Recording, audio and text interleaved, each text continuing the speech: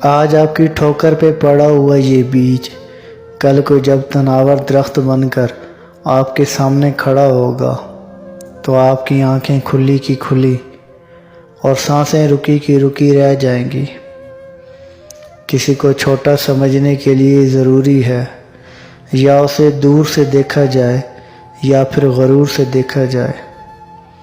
انسان ہو تو انسانوں کی عزت کرنا سیکھو۔ یہ عہدے، یہ عزتیں، یہ شہرتیں، یہ تمام اللہ اور اس کے رسول صلی اللہ علیہ وآلہ وسلم کے لیے رہنے دو، کیونکہ اس کے علاوہ کسی عہدے کو، کسی مرتبے کو یہ دوام حاصل نہیں۔ یہ الگ بات کہ خاموش کھڑے رہتے ہیں، جو لوگ بڑے ہیں وہ بڑے رہتے ہیں، اور ایسے درویشوں سے ملتا ہے ہمارا شجرہ جن کے قدموں میں کئی تاج پڑے رہتے ہیں۔ سلام پہنچے۔